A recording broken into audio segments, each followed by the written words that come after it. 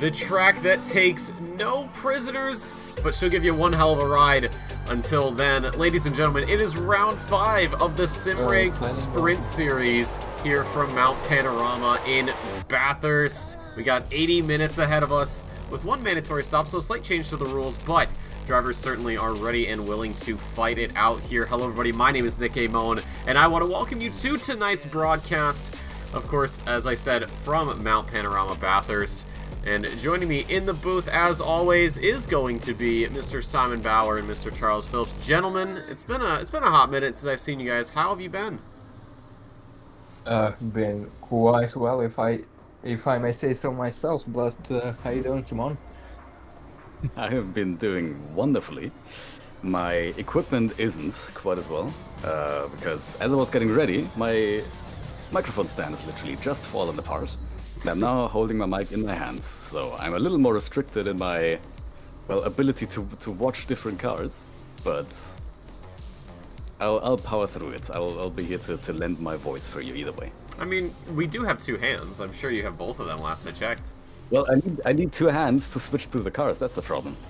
Ah, so you don't have the broadcast control. I should probably send that over to you. I feel like I did at one point, and I probably imagined it. You probably did, and then I just was too lazy to use it. You know, we're two peas in the same pot, and I hate that. Oh. But oh god! I've just found an absolute life hack though, because I can actually use right shift to switch between cars. Oh yeah, on the arrow I don't know keys. why that hasn't occurred to me before, but well, there we go. Well, that's crisis averted. Good job. See, here at the OR, we are always prouding ourselves on being just one step ahead of the game. And what is going to keep you one step ahead of the game is this season's continued sponsor, Simrigs. This Melbourne-based sim racing supplier has got pretty much everything you need if you want to upgrade your gear and just get that extra little bit of pace out of the car, servicing all of Australia and New Zealand. Of course, you guys are going to be covered. It makes only sense. But if you're like Simon and Charles and myself and you happen to be outside of those borders, well, if you send them an email, they'd be more than happy to do some business with you. And of course, those beautiful OR Patreon members of ours, you guys do get 5% off your in-store purchases, so make sure you use those because, well, sim racing equipment is not cheap. But again, thank you to Simrigs for sponsoring yet another season here of the OR. We head back out on track, gentlemen. We have got just under a minute until qualifying, and not only that, we have, well, from there, 15 more minutes before we actually get into the action. Predictions. What do we think's gonna happen? How far do you think we're gonna go before we get the thing? I won't say what it is, but I'll just say the thing. I think it's pretty optimistic to only expect one thing. I think there's going to be many things going on, and I doubt it's going to be a boring race. I'm gonna predict 12 fucking meters. Well, thankfully, Mullock is not here. He's currently going to be out till next Tuesday. I don't know if that's his Tuesday or my Tuesday. I'm going to assume it's his, so it'd probably be about Monday for me. But no, with Mullock not being here, I think we're in the clear, because these things tend to only happen when Mullock's around, and I'm sure I'll be getting a nice email later on with a picture of my house. I'm gonna have to estimate that it's roughly 12 meters from the starting line to the first corner. So wow, we have 21 cars. That's quite an amount. It's not too bad at all. It's plenty of cars to cause some carnage in turn 1. So we'll see, Charles, if you've just cursed us already. Wouldn't put it past him. And just as we are checking that, I am going to check for myself. How much do we have from the start line to turn 1? Well, I'll leave you to that. In the meantime, gentlemen, we'll just take a look at last week's results. Now, obviously, Simon and Charles weren't here. We had some technical issues that I believe we have figured out. Fingers crossed, knock on wood. So we did have that the BMW spec race last week. Very fun, actually. On the new track on Valencia that was released with 1.9. So looking at the results from there, it was Santo and Rolano, two Spaniards, who actually took home 1 and 2 overall. Very good for them.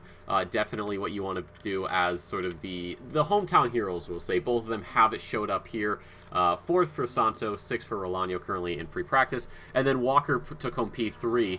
Very solid result from him, not present currently. Who'll probably be joining later. And then for the Pro-Am category, it was Power, Abelstead, and Partez 3 drivers that we regularly see on those top 3 steps of the podium. So we'll see if they can continue that trend here at Bathurst. And then for the amateurs, only 2 showed up. It was Taylor and Son, both of whom have not showed up here. So that leaves Krebs, who is a new arrival here in the Sprint Series, along with Williams, Schaap, and Brun. Brun also a new driver here in the Sprint Series. Looking at the fastest laps again, it is in the sort of the GT4, if you will, of cars. And, well, those were the fastest lap we saw was only a 1:45.11, so not too quick if you compare it to a GT3. However, very, very quick relating to the relating to the M2s. It was Walker's fastest lap, of course, 1:45.11, and then Rolano was the second fastest lap with a 1:45.212, so just about a tenth between them.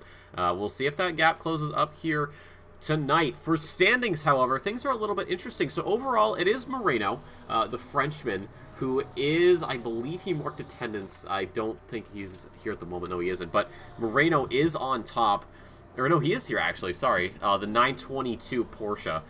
He is currently sitting at the top of the food chain, 552 points. But that is only a 15-point gap to Sato, who after last week's race victory has given him 537 points. So 15, it's still very much up for grabs at the top of the standings. And then there's a 202-point cap down to Power. But the thing is, Power is in the Pro-Am category. So to have a Pro-Am in the top 3 overall, and also going to be at the top of the Pro-Am standings, is quite big. So we'll see if he can maybe keep that going. He does have a 97-point gap down to Abelstead, though, who has 288 points. So if he can just keep the consistency going, should be able to round out the Pro-Am Championship in no time. And then it's Cairns, who's only 43 points back of Abelstead. 245 is the Scotsman sort of tally for this season. And then for the amateurs, Taylor is tied with Son at 167 points a pop.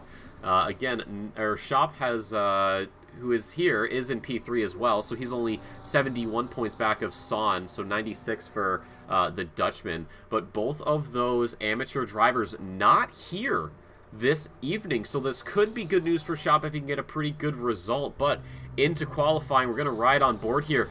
Fabian Krebs, one of the new drivers here in the Sprint Series, and I know that we'd like to do this sometimes. Simon, why don't you take us through this amazing circuit?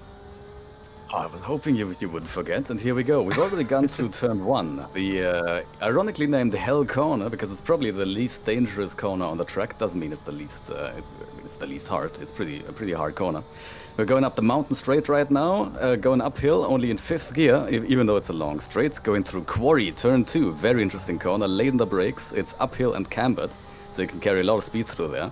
Actually, basically impossible to go around the outside of. Then we're in the mountain section. We're going through the cutting, also uphill and cambered, so late on brakes, early on throttle. Now this is basically a full speed section over the hill. Really, really dangerous, really close to the walls everywhere. This left-hander right here, most of the time, pretty much full speed, flat out.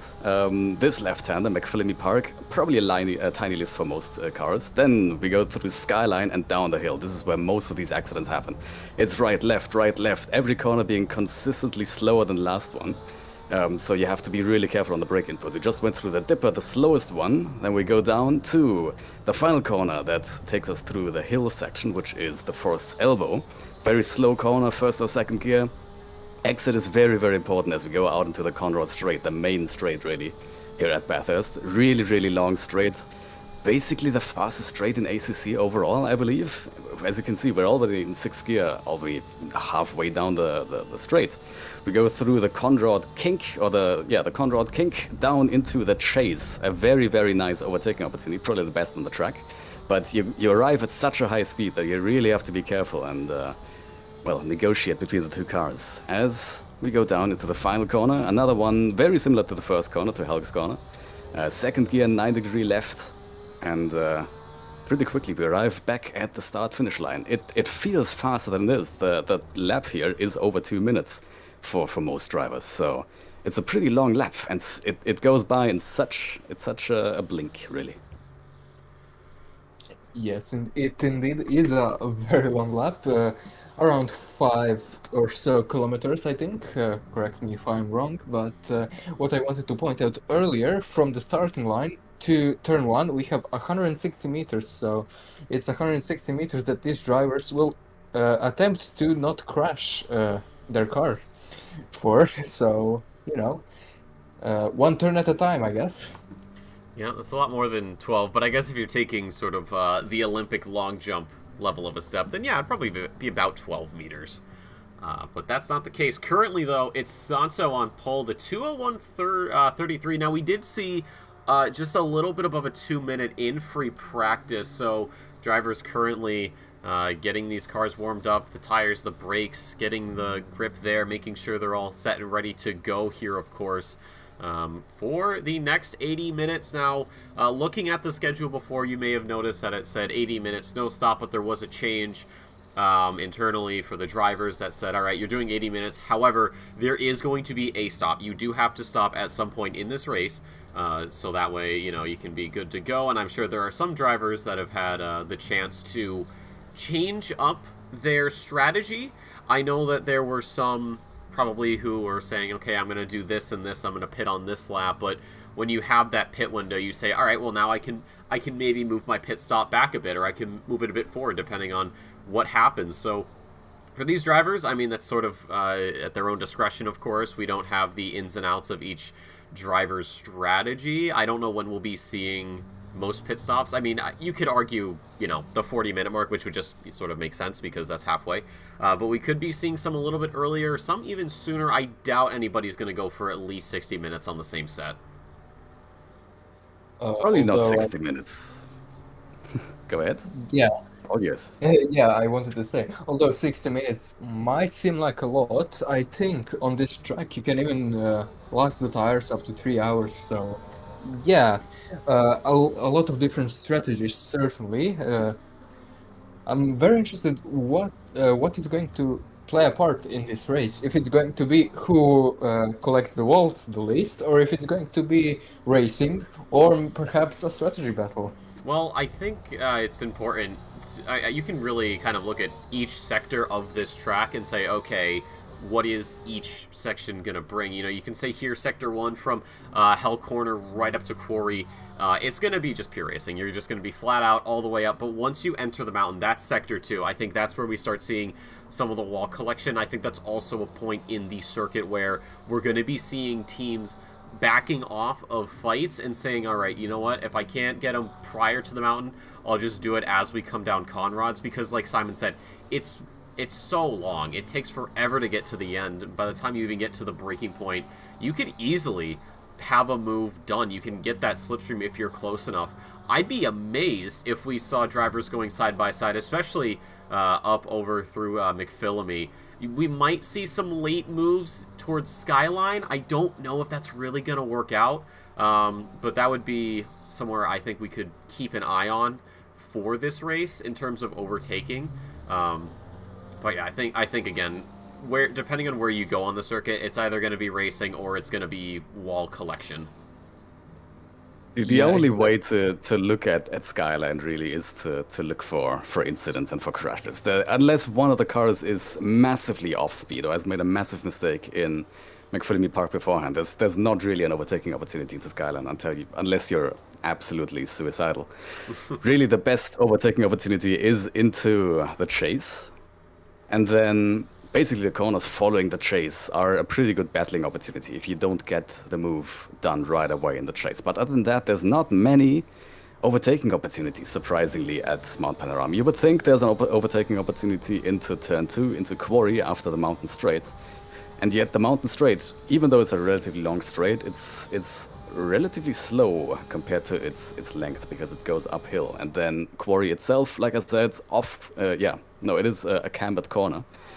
And only the inside of the corner is cambered, so you just have to hug the inside, and there's no way any car will go around the outside of you unless you're, massively off pace. Yeah, that is what I wanted to point out.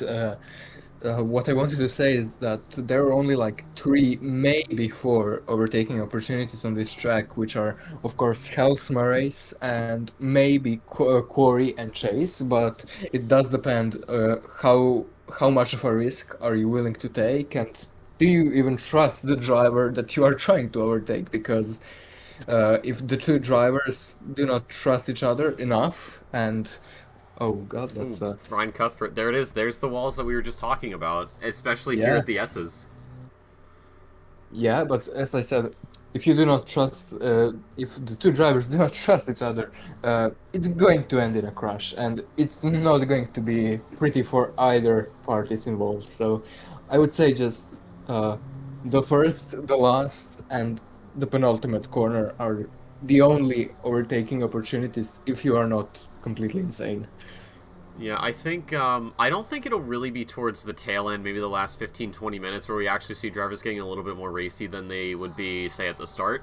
You know, because the race is not one on the first lap, and it sure is not, it's sure as heck not going to be one on the second lap. So I think once we get later on, once everything is really developed, and we start to see sort of the true pace come out from these drivers, I think that's when the decision will be made for some to say, okay, I've been on this guy for the last, 7, 8, 9, 10, 11, 12 laps, and I just have to go for it. Time's running out. It's just holding me up, and maybe the guy behind is somehow catching up because of all the battling that is happening.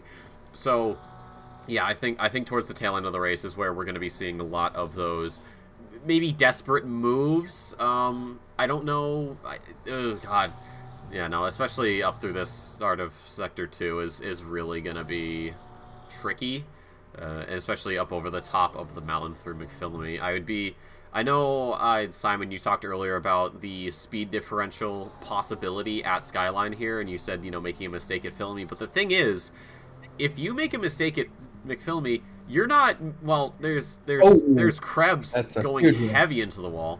No, if you're making a mistake at McPhillamy, you're not going to recover. There's a very good chance that you're going to tag a wall and you're going to slide off into the gravel and into the other walls and then back into the pit, sort of like what Krebs did, but a little bit sooner. So is there a possibility we see a mistake at McPhillamy?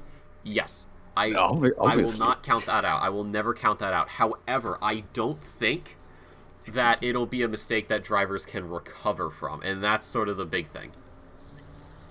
I think if you make a mistake on McPhillamy, if you lose grip at McPhillamy, that is the more correct term, because sometimes it's not even a mistake. I was doing a race like a week ago, the 12th hour in another league, and the wind was something like 30 kilometers an hour. And, when you have weather like that, you just lose grip. But if you lose it in a way that you can just like kind of half spin on the inside, you are fine. But if you lose it like on near the curb, you are not saving that. Like, there is no way you are saving that, because on the curb you are going to bottom out, spin, and the inside wall of Skyline is just waiting for you. Well, it'll be... McPhillamy Park is a very, very dangerous corner. I mean, the inside curb is going to kill you if you take too much of it. The outside curb at the exit is going to kill you if you, hit it with too much of an angle. And then the entry into McPhillamy Park itself, I would say that's where people would be able to make the mistakes that don't essentially kill them, but, leave them vulnerable to an overtake, because... you need to be very, very precise on the entry. You need to be relatively early, surprisingly early, as it's such a naturally understeery corner, McPhillamy Park, but you also don't want to be too early, as that's the way you're going to hit the inside curb and spin yourself out that way. So a lot of times you'll be hesitant on entry, you'll turn in later than you really need to, just to be safe, and that's when you're going to hit that so much understeer, have to lift so much more than any other driver, or any other, the cars behind you, really. And that's where you might be able to leave yourself open for an overtake if you're carrying that much less speed into Skyline. But then again, I think that's going to be a very, very rare, a rare opportunity. Most of the overtakes here, surely, are going to be done by incidents. There's going to be so many incidents. We've seen the 12 hours of Bathurst in the SRO IGTC esports series a few weeks ago, and even the best teams in the world crashed all the time there, so... Yeah, I mean, that's how I did it when I raced here when I was in the Sprint Series. That's how I got my P11, because I was, I'm not gonna lie, I was a mid runner in the field, But, you know, just driving normally and just saying, all right, I'm going to take it a little conservative, just sort of do my thing, not really worry about much of anything else. I ended up getting a great position, a great finish. That was as close as I got to the top 10 in the entire time I was in the Sprint Series, I'm not going to lie. Was not the fastest driver to ever grace that series, but hey, I wasn't the slowest. But yeah, that's sort of how you get the overtakes done. And we even see it with the real-life races. Of course, the mistakes, I think, are much less common. In the IRL scene, whether we're talking about the 12 hours of Bathurst that had the, you know, the GT3s, or we're talking about the Bathurst 1000, any race of the sort, you're going to see less mistakes from the real-life drivers. But we're not in real life, so thankfully if we crash these things, we don't have to spend upwards of at least 6 figures getting the cars repaired. But we are at the end of qualifying. It is Pierre Moreno, your championship leader, on top with a 2-minute .595. That is just over 3/10 quicker than Santo and Rolano. Keep in mind, however, that Santo, hot on the heels of the Frenchman, 15 points separate them, but fastest lap here, or sorry, he's going to get, if things stay the way they are, it is going to be plus 5 points for qualifying position. Nigel O'Brien, that was a scary moment, but somehow has kept his delta up, surprisingly. Santo will get 4 points. Rolano will get 3. Lingard's going to get 2. Rumbouts will get 1. Again, should things stay the way they are. There's still a couple drivers out on track, but they're quite a ways back, so they should be fine. And then fastest lap does get 3 bonus points.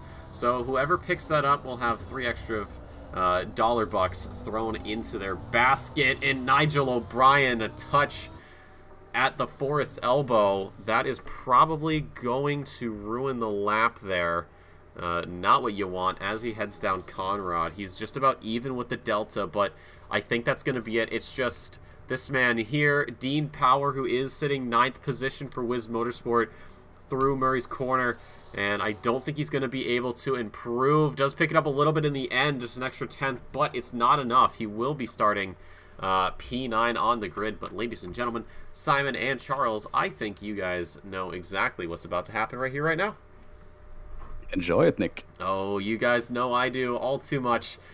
Looking at all these grandiose cars and the work that gets put in. I know I saw a couple of blanks out there on the grid. I did update the liveries, but as we all know, sometimes things get a little bit screwy. So we'll take a look at everyone else, though, and we'll take a look at the starting grid for 80 minutes of Mount Panorama Bathurst, one of my all-time favorite tracks. Of course, if you know me, you know I talk about this track ad nauseum, and pretty much V8 supercars as well, but it is the Frenchman of Pierre Moreno who is going to lead us off the starting grid. Another pole position for him, Danny Santo and Omar Rolano, both from Spain, both picking up 1 and 2 last time out at Valencia in that BMW spec race. We'll be looking to maybe do the same here this afternoon.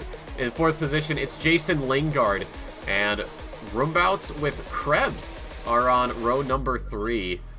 Netherlands and Germany. Krebs, of course, a new driver here in the European Sprint Series. We'll see what he can do. It's Eugene Vinogradov and Simone Ippolito, 7th and 8th position. Both of these drivers are a long way back, it seems like, from where we normally see them on the grid. Maybe they didn't have practice, maybe they're falling off, who knows? But we'll see if they can maybe make something work. Dean Power, we were just with, he's starting 9th, with Partes joining him in that top 10. And then it's Nigel O'Brien, who is split up from his Irish brethren, but he's got Hendrickson to keep him company in 12th. It's Cairns, Sutter, Uyamets, Abelstead, Shop, Williams, Dorn, and Brune from 12th down to 20th. Brune and Dorn, of course, are 2 of the new drivers here in the Sprint Series, and we're ready to see what they can do. And we have no safety car, unfortunately, so it will be up to Pierre Moreno to play safety car here this afternoon. But I think, gentlemen, we are going to be just about within that 30-second margin. I see the cars hopping and bopping, I see lights on, so I think we should be getting ready for this first parade lap. Oh yeah, definitely. The formation lap of any Bathurst race, to be honest, is the most exciting part of it, because it leads up to the first lap, which more than often tends to be the most exciting lap of the race. So interested to see what will happen today. I think it's more of the calmest lap you'd ever get on Bathurst, but it's that rising tension that you know that makes it exciting, like you said is the exciting part. But we should be good. Got some nice liveries. I like the liveries there for the Porsches, faster than Schnell. Hopefully that is the case. Of course, Fabian Krebs from Germany, so it just kind of makes sense. But I think we should be ready to go. There it is. The driver's pulling away for the first and only parade lap. And we have got one hell of a program here this afternoon. Vinogradov, the only Nissan on the grid, I'd like to point out. But let's get ready, boys. Let's get racing here at Mount Panorama Bathurst. And before we get started, of course, one final quick shout out to Simrigs for sponsoring Season 13 of the Sprint Series.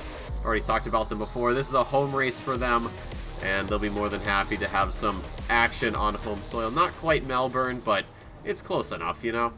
But yes, this Melbourne race supplier, all of Australia, all of New Zealand, they've got you covered. And of course, outside of that, it's an email to upgrade your gear. And those Patreon members, you guys do get 5% off your in-store purchases. Thank you again to Simrigs for sponsoring yet another season here of the Sprint Series. And as always, we hope to keep them going later on in the future. But gentlemen, we are back out on track as we are going through the mountain now.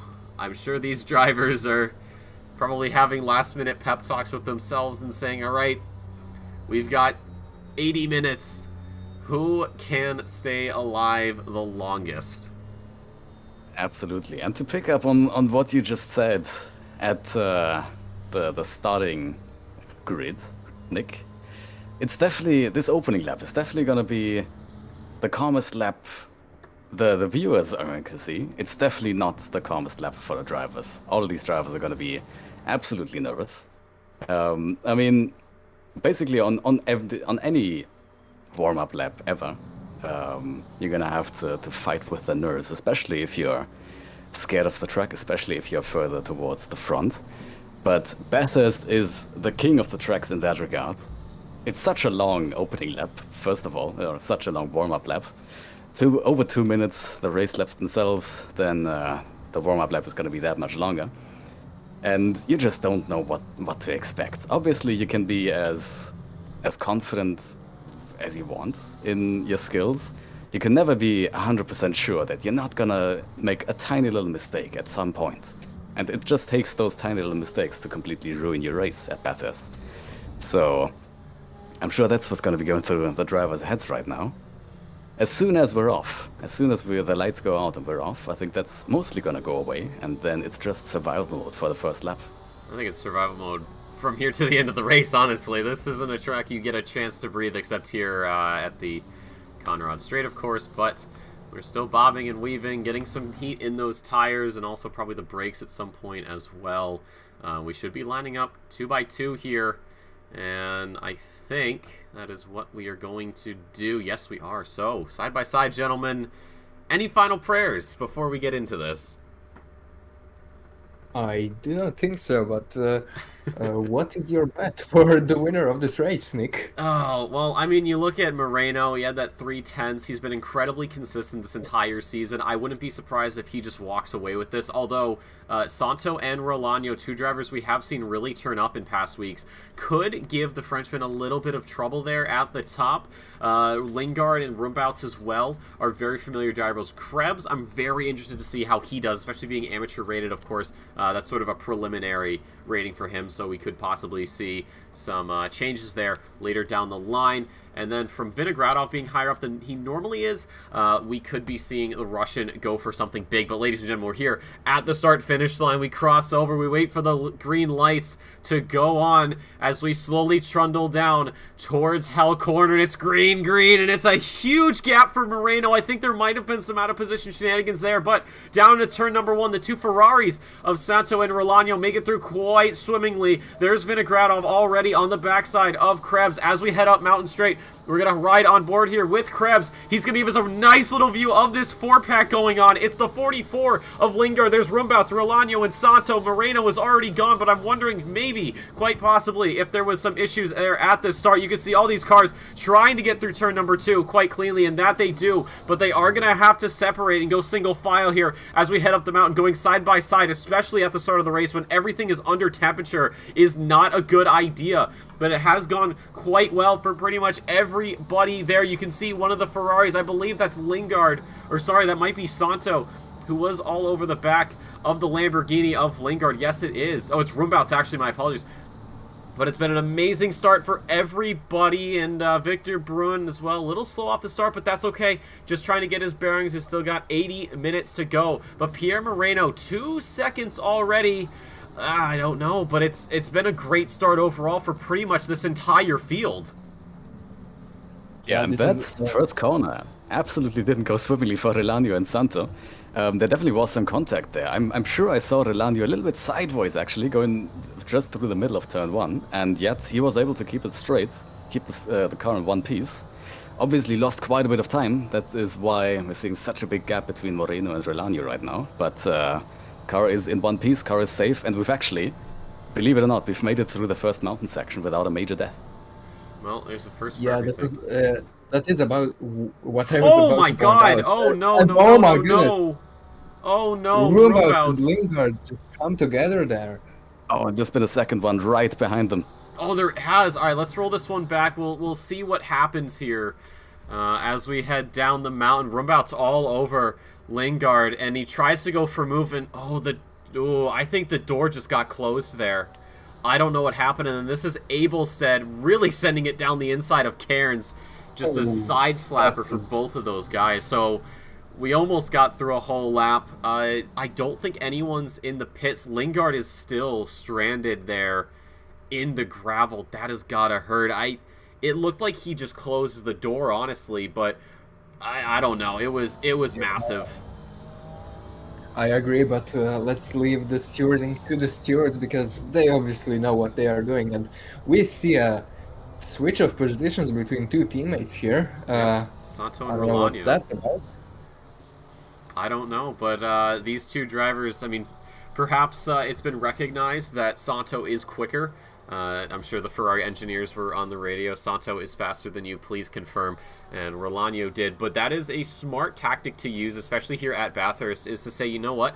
The guy behind me is faster. I'm going to let him through. And I know we talk about that a lot with every single race. We say, okay, you know, drivers are recognizing that the person behind is quicker. They're just holding up both races if they continue to fight. But I think especially here at Bathurst, it is extremely important to make sure that you are giving the space and letting those faster guys through, because what's going to happen is there is going to be one little miscommunication and someone's going into the wall and someone else is getting taken with them, and quite possibly somebody else. So for the two Ferraris, that's actually a very, very intelligent play. Yeah, I would agree with that, and we already have a first retirement. Oh, and Schaap is off. And Fabian Schaap just hit the wall there. I'm not sure what that's about. Let's roll it Perhaps back. some contact between cars, but might just be a mistake. Sends it deep An into the update on corner. Lingard. So Lingard has gotten going again, coming out of the gravel, very slowly made his way back to the pits and then left the server. So I'm not sure what is going on. There might be some sort of technical failure, might be some other issue, but Lingard is now out of the race. Unfortunate. Schaap, though, you saw him, he just went wide. I thought he might have lost the back end. It's very common that it happens at the Forest Double. I And think we we have saw another it yellow. Oh, another yellow. The 88 there of Victor Bruin. Let's see if we can find him. Oh, self-inflicted. Oh. Tried to go down the inside there of, I believe that was Dorn. Yeah, it was, and just spun himself out. Yeah, that is a very unfortunate one. I don't think there is any damage on that Lamborghini though, so that's lucky. Nope, looks pretty fine. We'll rejoin Krebs here. There we go. The replay, I think I'll have to get in contact with one of the one of our technical members, Glenn, to discuss the broadcast, because we just had that issue where things happen. Oh, that was close from Krebs. I think he might have just grazed the wall. Ippolito. Yeah, I did tap the wall there. Hasn't unsettled the car, though. He's kept it pretty square, but Ippolito will take advantage of that and try to gain some ground as we head down through the S's. You can see just how close some of these drivers are willing to get.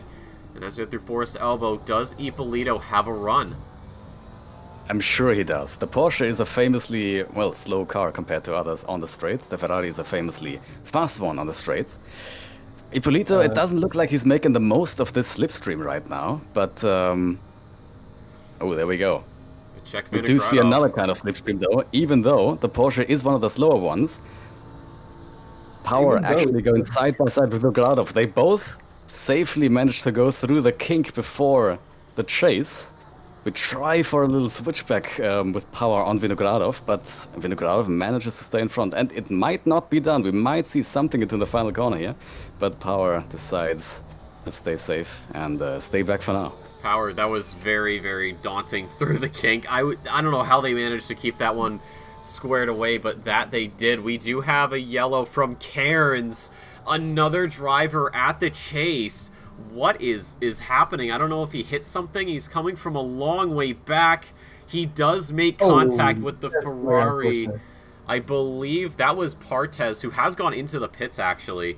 So, oh god, that was very, very close there on the inside. He just hit the Ferrari and then I think just nearly missed the Lamborghini that was coming through. I think that was... I wouldn't know who that was, but yeah. That was very scary. It didn't even look like much of an overtake. I think he just missed his brake point a little bit. And, you know, in some instances when you do lose or you do miss your brake point on some circuits, it's okay because you'll be fine. But here at Bathurst, especially on Conrad's, you miss that brake point into the chase, you're gone. You're not stopping until you either A, get slowed down by the gravel, or B, you find a wall. And that's exactly what we saw there. Unfortunately, we went with secret option C, which stands for car. Well, the chase is a very, very interesting breaking point. Because it is, like I said, the Conrad Straight is probably the fastest straight in ACC. All of these cars are at least going 280 kilometers an hour. In a slipstream, you're going even faster than that. And then it's such a hard braking zone with not really any clear braking markers. You have the braking boards on the right. Let's see, yeah, they are still in one piece. Usually you're using either the 150 or the 100 meter boards to pick your braking points. Usually somewhere between them, probably closer to the 150 board. But since it is such a fast corner that you're a fast part of the track that you're braking down from, it's very, very scary. And a lot of the time you're just gonna decide to be a little safer, brake a little earlier, and then maybe the car behind is trying to really push it to the extreme, is trying to brake a little later, and that's how these things happen. Yeah, exactly, because when you are following somebody, you always have to brake, you know, a little bit earlier to just avoid going too far and crashing into the car ahead, because you never know when they are going to brake. All drivers have different braking points. Not everybody is the same, so you know, just braking that little bit earlier is basically just damage limitation at Bathurst, because I think it's inevitable that somebody is going to crash, but you know, by braking earlier, you are making sure that that somebody is not you. Yep, and you can see what happens. Different cars, different brake points, and you got to take that into account when you are racing here at Bathurst. But things have sort of settled down a little bit. We ride, we tag along here with Sutter right now on the 511 BMW. Does have Rumbouts chasing. Brun and Partez have pitted early. They've gone onto fresh tires, so they will be set for the end of the race.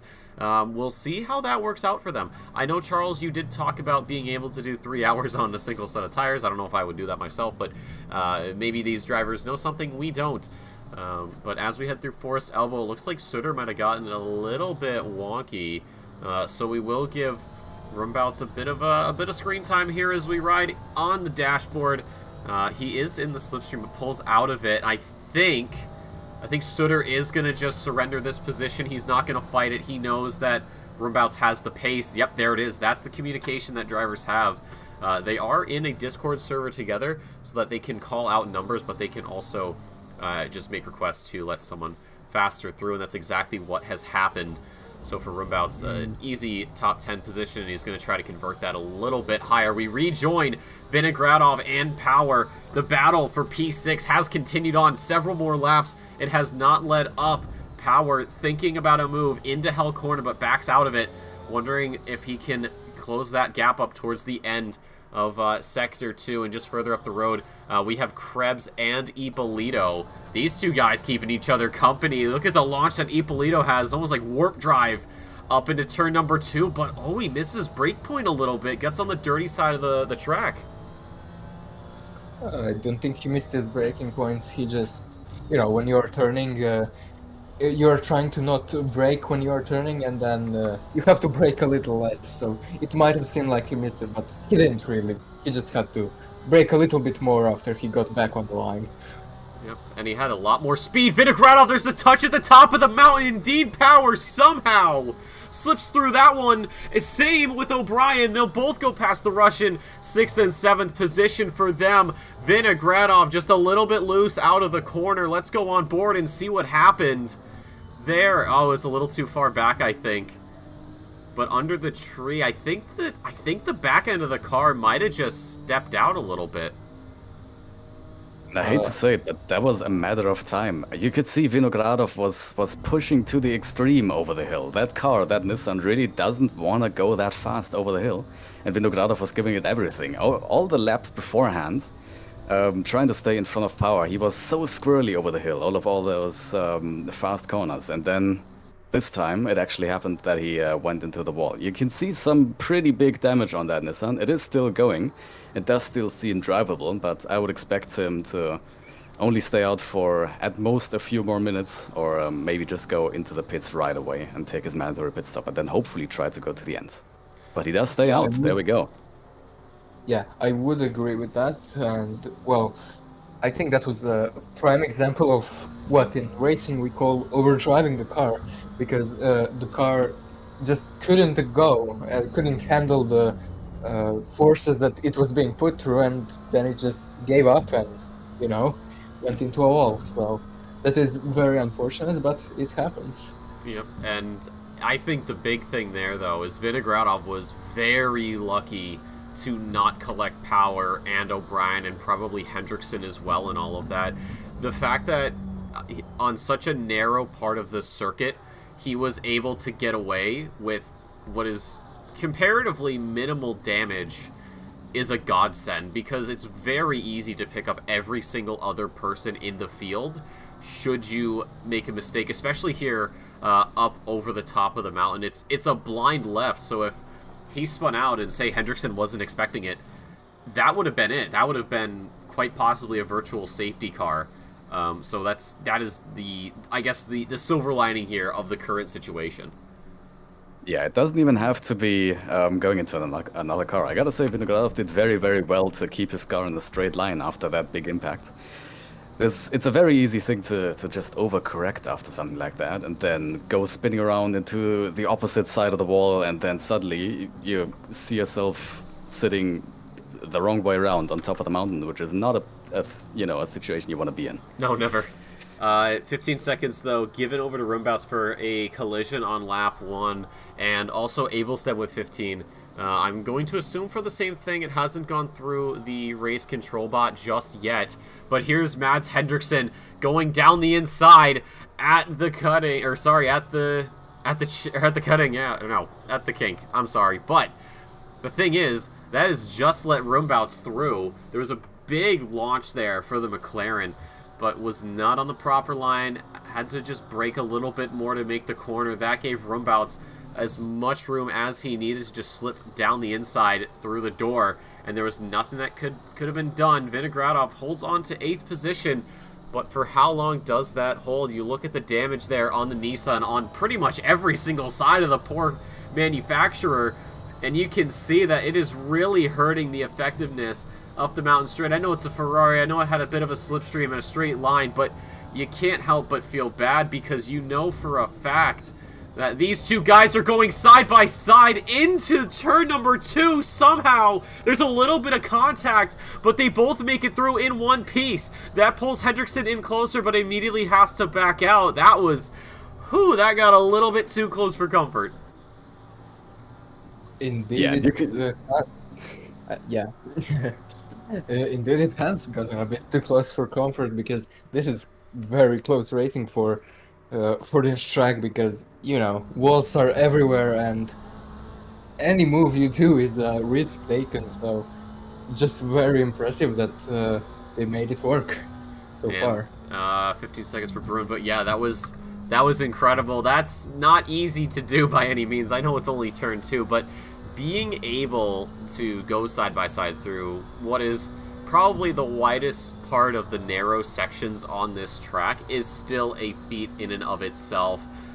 We saw Cairns just a moment ago try to go for a move down into turn number 2. Didn't quite work out, had to back out, which is what he's been doing. McLaren's looking very loose, though. I don't know if the setup might be a bit off, but he has been sort of fighting with this car for the last who knows how many corners. We do have the penalty coming in for Bruin. That was a collision on lap 2. But yeah, this McLaren not looking too hot. And Bruin is the first of our pit stoppers. No. No. We've had we already had the pit stops before that, yeah. There we go. We missed them. Yeah, and Vinogradov is in the pit lane now, but what I wanted to say is that the McLaren is best driven when most of the grip is in the front, so the back being loose, I do not think it's anything concerning for the McLaren at least. And the battle continues, though. Cairns all over the back end of Dorn, who does have to go defensive into Murray's. He will have the inside line. I think there's a chance of a switchback there from Cairns, but Dorn sticks on the inside, but it is going to be the run there for the McLaren down into Hell Corner, just about halfway side by side. A little bit later braking there for Cairns. Is it the switcheroo? No, it is not. I think he braked too early and a little bit too much. As we head up Mountain Straight, though, Cairns slots back in behind Dorn. The battle for position 15 continues on as we head up towards turn number 2. We're going to check in right now with Rumbaus, who does have O'Brien ahead of him. 15 seconds hangs over the Dutch's head. However, that will get served at the first pit stop, and hopefully he can keep his nose clean and his car clean for the rest of the race. Rumbaus really pushing it through the S's, though. He wants to close this gap up, and he wants to close it up as much as he can before he gets to Conrad's. And one of these days, we really gotta figure out how to remove this little Discord voice delay, because that is just constantly causing chaos between us. If you're wondering why we're constantly talking over each other at the start of our sentences, we have to wait about half a second before we actually hear the other person, so it's a bit unfortunate. That's why I've told Mullock, hey, listen, we gotta just get a studio. We'll fly together. Oh, yeah. I mean, just every week, fly down to Australia to meet up. Hell yeah. Oh, yeah. Very cost efficient, I would say. Yes. But I mean, no less cost efficient than that one. Oh, Rumbaus. That was a brave move. That's a brave move, and it actually works, because it scares Nigel O'Brien off the racing line. Forces him into a mistake and just gives him the inside to Hell's Corner and makes the move stick. But Nigel O'Brien is still there. He has the side draft and might just be able to carry his speed into Quarry Corner. Yeah, this is absolutely not done. I mean, O'Brien has the inside into Quarry. It does. Oh, yeah, there we go. Rumbaus is a tiny little bit faster on the straight. I do think that O'Brien could have tried to keep the inside there, and even if he is further back than Rumbaus going into turn 2, the inside is so much more powerful than the outside there. I think he might have been able to do it, but that was the safe option. Backing out, letting Rumbaus have the position. Yeah, I don't think sticking with it would have been a good idea. Yeah, better to be safe than sorry is what I wanted to say. Yep, there's more talking over, but no, that was that's the right move to make. I know it's very easy to maybe let your ego dictate your actions in the car. However, you have to be thinking long term, especially as we're just about to hit this 60 minutes remaining. Normally these races are 60 minutes, maybe 70, but this is the only 80-minute race we have this season. So you really got to think big picture. You got to say, okay, maybe I have, like you said, Simon, He could have held it through turn 2, but realistically, that's not gonna work out all too well because of how narrow the circuit is, and it almost, you see the distance, sort of the gap you have. We have another. Oh, we have another yellow flag on the circuit. Don't know who that was for. That was for Brun, who has spun or has had some kind of incident in the chase and has now left the server. Oh, unfortunate. Oh. Well, there's another retirement. 2 retirements this evening. One caused by collision, one by, I assume, driver error. So, unfortunate. But there is always next week. We will be at Zandvoort next week. So, for somebody like Fabian Schopp and Viardi Rumbouts, that will be a home race for them. So, maybe they can do sort of what Santo and Rolano did and went on home soil. Yeah, although it is very much of a sandpit of a track, but oh well. Well, we continue on. Just under 60 minutes to play here at Bathurst. It's still Moreno on top, who does have a 7-second gap to Santo and Rolano. It's more of like 11 there when you put them together. And fastest lap for the Frenchman. He has been on top of his game, but he still has a long way to go. Krebs, the new driver here in the top 5, quite possibly prorated once the sort of the powers that be in the OR higher-ups deem it as such. But Ippolito is in the top 5 as well. Dean Power, 6th position for him with Rumbouts behind. Rumbouts a 15-second penalty that has to get served.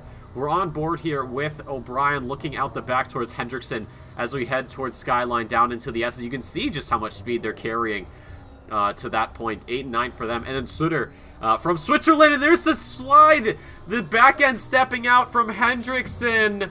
And that is what can happen here at Bathurst. Let's ride on board and see what happens. Yeah, that is just... He was braking too much while turning, I bet, and just locked the rears, I think. Yeah, I think... I don't know if it was quite the case, but it looked like for a moment that Hendrickson went a little bit too much on the inside as you're heading down that first sort of left hand. Oh no, we've got someone else off. Who is that? Another. Dean Power, I think. Power off at the chase. That is right. And he's rejoining right now. As Suter is coming up onto the back of him, but Suter, there we go. Without a problem. Power goes right into the pits, actually very slowly. I'm not sure if something's going on there. That is, I think that is suspension damage, surely head on into a wall. Yep. Very unfortunate, but yeah. Yeah, that's looking, the actual crash is looking worse than what it seemed like when he was sitting on the track. But there we go, right into the pits. That's going to be quite a long repair time. But he's going to be able to go from the end after this pit stop, or to the end after this pit stop. So 56 minutes to go. The end is not quite here. No, not at all. Clear time to go for Power. It's another, it was just the second instance we saw of that rear end kind of stepping out. As I was saying with Hendrickson, it looked like he got a little bit too on the inside on that left-hander, the second sort of turn, if you will, towards, or as you come down the S's. And it looked like there might have been a little bit of unsettling. Oh, we've had someone else? We've had Krebs. Exactly what you were just describing has just happened to Krebs, and Ippolito has managed to go past Krebs on the downhill section. Well, let's look at it as we head over through McPhillamy towards Skyline, and then down towards the S's. Check that left side. See how deep he goes. Yep, there it is. The same thing. Yeah, that's... Yeah. Wow. That is not a line through that corner. And that is the danger on the downhill section at Bathurst, because it's not just 4 corners or 5 corners after one another. It's essentially, it's one section of the track. It's one conglomerate of corners. If you mess up one, you're probably going to mess up all of them. So you can go wide down Skyline, you can go wide in the first corner, and you're going to try to keep it together, and then by the time you go to the third corner, you're going to crash. That is something that can happen there. You have to be absolutely perfect in every single corner to make it down the mountain in one piece. That is indeed very true, because if you mess up one corner, as you said, you're more than likely going to be compromised for the next one, and you're not gonna have a good time. No, not at all. And Not just that's sort of we talked about it. Bathurst does not forgive. You make one mistake, that's it. I mean, granted, it was it was Krebs that, compared to what Hendrickson did, got off a lot worse than the McLaren. So, the same exact mistake, but just a slightly different line, slightly bit of extra speed, and you can see what happens. Thankfully, Krebs has continued on, so good news for him, but an unfortunate set of circumstances to befall both of those drivers. And the rear end is not looking too healthy on this Porsche. I mean, the rear end is really the part where damage is gonna hurt you the most in terms of just drivability. And there we go. Yeah, he is looking quite squirrely down the hill. But mad respect for him trying to keep going, even though the car looks pretty deadly right now. But I wouldn't be surprised if he goes into the pits. Yeah, any damage that you get on Bathurst can really hurt you, because you need maximum possible grip in basically the entirety of the mountain section, and any grip loss that you experience can indeed result in a crash. So having already crashed, risking another one, I just do not think it's worth it. No, I wouldn't be surprised if he comes into the pits here on this lap. I don't think he has. No, he's passing it up. So he's sticking out there. I don't know if that's really the right move, but maybe he knows something we don't. And he will continue on in 5th position. Of course, Ippolito did slip on by, so still top 5 for him, but he's got to be careful. Rumbouts has, quite a lot of pace just in general. We got some couple battles going on right now. Uyamets and Abelstead are pretty close together, and then it looked like, not Partes, we were just on board, I missed it. It was one of the Porsches, though. Ooh, excuse me. But we had some slipstreaming happening, and you can see just how close these drivers are getting, but they just run out of time, especially at Conrad's. You think, oh, I've got this very long straight, I have so much time to catch up, but when you actually put that into play and you actually take into account the slipstream, you almost gain nothing, it feels like.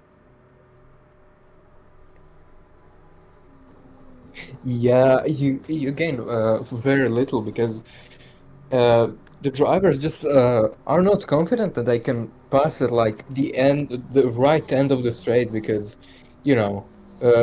it's a cambered corner into quarry, and just not worth it, to be honest, because you can just wait until Conrad's and make a move there. Yep. But that's something drivers have to deal with in this race, and it's one of those sort of mental aspects of motorsport that I love is, who is the true master of the mind, especially at a track like Bathurst, when you take into account every little intricate detail and every little bit of physics and engineering that goes into these cars, into this track, and how they behave. It's sometimes just not being able to catch up to that person could be the straw that breaks the camel's back, and you end up making a mistake and crashing out, or possibly others.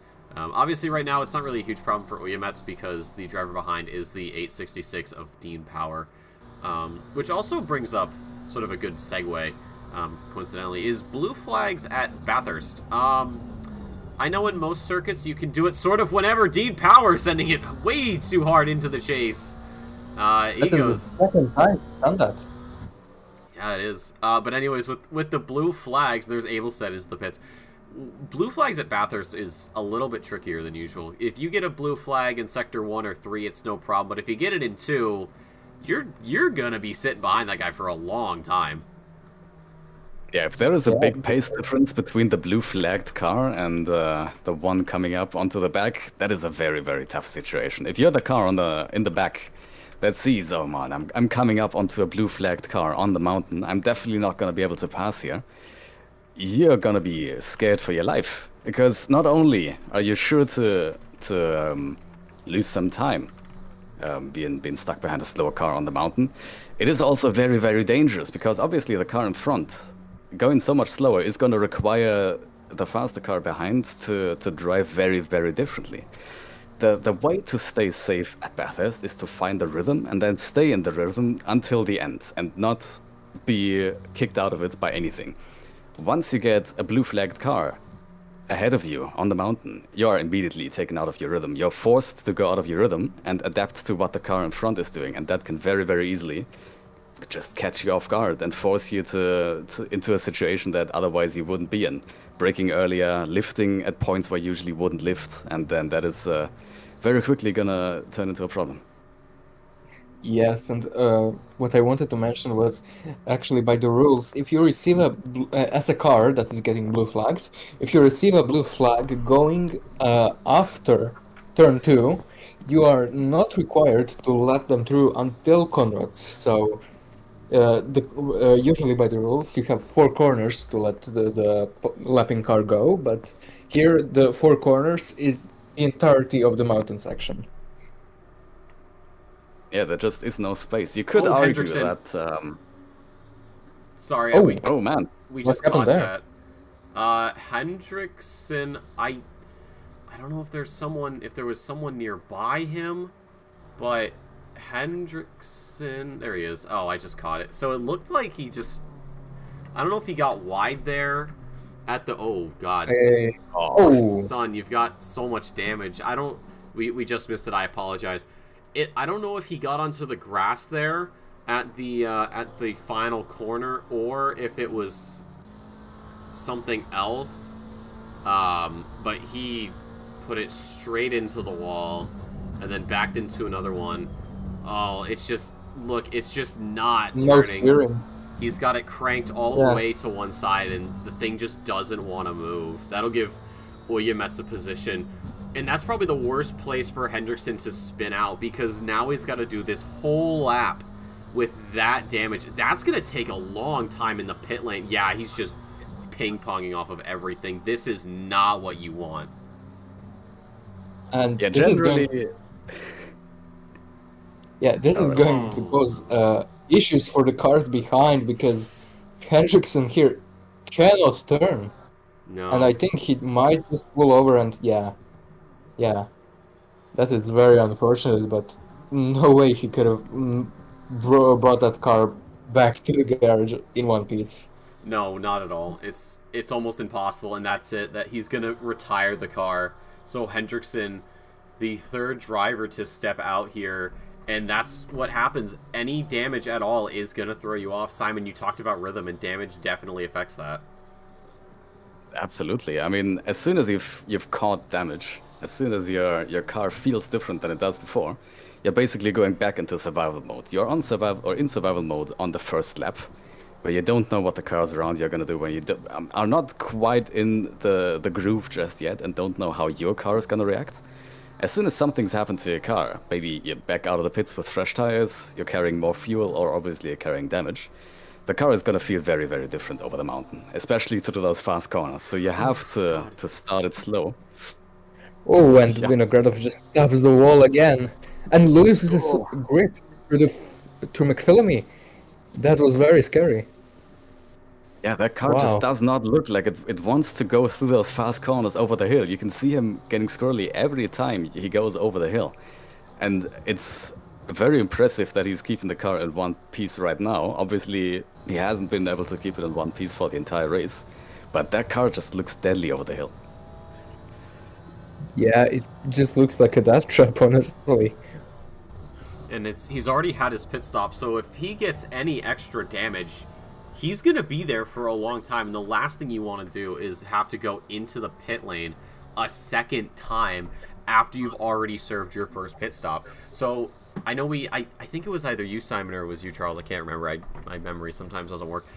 You talked about the Nissan not wanting to get as quick. Oh my god, did Terry Williams just hit a wall? I think he grazed it. Anyways, no, we talked about the Nissan. There's just things it doesn't want to do. Oh, that's Partez. So, yeah, to sort of bounce off of that, not the wall, but the whole, Nissan not wanting to go fast. That is exactly what I think is happening right now, is Vinogradov is really pushing that Nissan beyond its means. Yeah, too long didn't listen. Nissan is a shitbox. We've had some penalties. Partez has picked up 5 seconds for a collision on lap 12. Cairns picked up 15 for a lap 3 incident. So for Partez, that'll get added on at the end of the race. But of course, with Shop still being in the shop, well, he's gonna not be too worried all that much, I think, by the end of the race. For Cairns and Roombouts, both of those guys still have to serve those 15-second penalties, and they still have to do a pit stop. So it all kind of works out in the end. We rejoin. I believe this is not a battle for position. No, that's a Lamborghini of Abelstead. So Ippolito in 4th position at the moment. Uyamets is in the pit lane, as is Terry Williams. So he's come in. I think Williams just grazed a wall at some point. I can't quite tell. We'll see. No, it doesn't look on the... Oh, there's a little bit of scraping on the right side. So it might just be a perfectly timed pit stop, and Cairns in as well. So 8, 9, and 10 all getting their pit stops done. That just leaves your top 7 still out on circuit, who have yet to get those pit stops cleared, and we still have just under 44 minutes to go. Gentlemen, things have very much calmed down. Very exciting opening few laps, and now everybody, ideally, it looks like, is in the groove. Yeah, those scraps that we're seeing on some of the cars, those are very unique to Bathurst as well. Because obviously, you're not always gonna absolutely destroy a car whenever you touch a wall. A lot of the time, you're just gonna slightly graze the wall and carry away maybe 1, 2, 3 seconds of damage. I've actually managed to graze the wall and carry less than 1/10 of a second of damage away from it. So the ACC is very, very very precise in damage calculation there. But yeah, obviously you're not gonna destroy your race that way. If you catch 2, 3 seconds of damage by touching the wall, you're not gonna lose much time. But you really do not want to do that too often, because if you do it, I don't know, maybe every 3, 4 laps, by the end of the race, you're gonna have 20, 30 seconds of damage just by grazing the wall from time to time.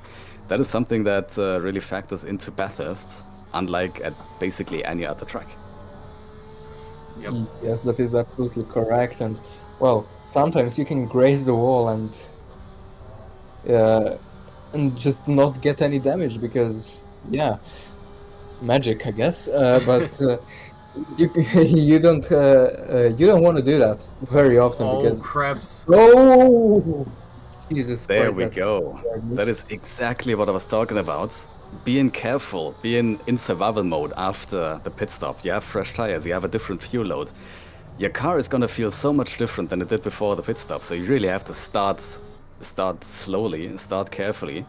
Even more so if you're behind another car and are caught in the dirty air of it. So we saw just going down through Skyline on the brakes. Car just lost the rear, tried to go into the right side of the barrier, but Krebs very, very impressively managed to keep it out of the wall. Very, very good brake work there to catch the car. And then definitely lose a little bit of time, but keep it out of the wall. And hopefully he's reminded that you start a little more slowly after the pit stop and then build up into a rhythm. Yes, but as I was saying, you don't want to touch the walls too often because, yeah, you are going to build up a lot of damage, and eventually when you have, I don't know, 15 or 20 seconds, the car is going to feel so much different that you are going to have a bigger crash, and it's not going to be easy or fun to get it back in the pits. And speaking of the pits, we have the leader in the pits. Moreno has decided to come in just before the halfway mark. Interesting decision for the race leader. I wouldn't argue that's a bad decision at all, but seeing as it's Bathurst, if you're out in the front, if you have clean air, then it's definitely possible to go a little further into the first ends. But there we go. No, leader is in. And the lead is passed from Moreno to Santo. Let's see how long he stays out. I'm not sure how far Moreno will be falling back down the field, but it might lead to an interesting little situation where P1, 2, 3, and 4 are Ferraris. with Santo, Rilanio, Ippolito, and Rumbauts. But Rumbauts is actually in the pits as well, so it might just be, yes, right now it's a 1-2-3 for Santo, Rilanio, and Ippolito in the Ferraris. Well, it's good stuff from them. Krebs, despite his little blunder earlier on, has got back up behind Oyamets, but has lost some time as we went up over the mountain. He was in the same sort of situation. He caught right up as we were heading over through McPhillamy, and then just backed out towards the towards Skyline and then down the mountain again. Although, as we are here on Conrads, he does have quite a lot of road to work with. He's lifting a little bit, it sounds like, but is actually catching up quite a lot. He's got the hyperdrive activated. Does he go for move? He goes late on the brakes there at the chase and does get the job done. Fabian Krebs take a bow. That was an insane move there. Round the outside, through the chase, gathers it up, throws it down the inside in the second half of the chicane. That's P8 for the German. What a move. There we go. Beautifully done. Oyamets was a good bit early on the brakes there. I mean, he did go defensive to the left of the track, and that is where you basically lose sight of your usual braking points. So you have to be a little more conservative. You have to be a little more early. To make sure you still make the corner. And I would actually argue, believe it or not, that move happened at the Forest's elbow. That move was done at the Forest's elbow, with Krebs getting a pretty good exit, about 4/10 back from Oyamets. That was just the sweet spot for making that move into the chase, because you don't want to be too close to the car in front. Once you come out of the Forest's elbow, go down the Conrad straights, we have that very famous Conrad kink just before the chase that goes to the right. It's very hard to fit two cars through that kink. If you are too far or too close to the back of another car going down the Conrad straight, and you go side by side before you go through that kink, you're gonna have to be very careful, or you're gonna have to just die going side by side through the kink. And Krebs was far enough back that he only was able to go side by side after the chase, after the kink, without having to lift beforehand. So that was perfectly executed, perfectly timed by him. Beautiful stuff. Yeah, as I wanted to say, on the inside of that kink, there is a lot of bumps, so yeah, that is the reason you cannot take it. You cannot take it side by side through there, because it's just too risky, to be honest. Because if you get bumped, you are going to take out the car who is on the outside, and if you are the car on the outside, you might want to lift to let the car on the inside go, because it's just too risky to take it through there. And I think it's been perfectly timed by Krebs there. Yeah, it requires a huge amount of teamwork to actually get through that kink side by side. The outside car has the easier job by far. The outside car just has to take a very wide line, as wide as possible through the kink, to give the inside car as much space as possible. Then the inside car has to try to use all the space it can get, because you need to have as little steering input as you possibly can through that kink. Ideally, you're gonna do all of your steering before you even get through the kink, so you have to start very far to the outside. And then as you go over those little bumps that are on the inside of the kink, you basically want to keep your steering wheel completely straight. Otherwise, it's gonna upset your car, and it's gonna either spin you out of the race or both of you out of the race. Exactly. Well, we've had those front three running Ferraris of Santo, Rilanio, and Ippolito go into the pit lanes. They're going to rejoin just ahead of Rumbouts. O'Brien and Sutter also go into the pit lane. So for Pierre Moreno, well, it's the easiest passes, I think, of his life, and he'll take those any day of the week. The Frenchman regains the lead here at Mount Panorama Bathurst. 36 minutes to go here in the race, and that should put Santo, Rilanio, and Ippolito up as well. And that will be the entire grid having their mandatory pit stop cleared. So from here on, it's just about keeping the car clean, figuring out where the pace is, and looking at the lap times of you and your opponent to figure out if you're going to catch them or not. There are some blue flags that have to be worked through. There's Fabian Schopp in the foreground there in the teal Porsche. There is Partez on the right side of your screen, letting Ippolito on through. Ideally, right there. There we go. So, he's saying a little flash, a little thank you. Probably a little bit of a hi to the camera, knows that we're watching him. But yeah, things are right back to where they were. It's Moreno on top with Santo, And we have a Rolano. yellow flag. Oh, where do we... Oh, no. Moreno is off. Moreno is off. Moreno is spun in Skyline. Oh, no, that's not what we want. That's... Oh, Let's roll this one that's back. huge. Let's see what happened, gentlemen. We're going to ride on board here. On the out, Up over the out? McPhillamy. Who's with him? I can't quite tell who that is. Oh, no, that's something else. So he goes wide. McLaren, I think. Oh, no, did he just... Some kind of... What happened? Some kind of McLaren there, That is absolute heartbreak. Yeah, there was a car ahead of him, spun as well in Skyline, getting back onto the road. I'm sure Moreno saw that yellow flag and was starting to get scared of running into that stationary car. And that just unsettled him enough to lose it in McPhillamy Park and go into the wall there. He actually did go into the wall a second time on recovery when he went down the hill again, so... That is absolute heartbreak. So early after the pit stop. That is exactly what I meant when I said if you're in the lead, if you have a clean air in front of you, you can stay out for quite a while because it's Bathurst. Incidents are going to happen. If not your own incidents, then maybe you're going to get caught by some other incident. Moreno has gotten caught by that incident just after his mandatory pit stop. So now if he has so much damage that he has to come in to repair, then well, he has to come in for another pit stop and lose so much time. I think he should be fine. I think it was Cairns that he was sort of running around with. It's the only McLaren out there that's just like a fully white one, because Oyamets is orange, so yeah, it had to have been Cairns. But it looks like Moreno's fine. I think there's some front end damage. Yeah, it's. I think the gap should be fine. Oh, hold on. No. We may have certainly changed. not fine. Definitely not fine.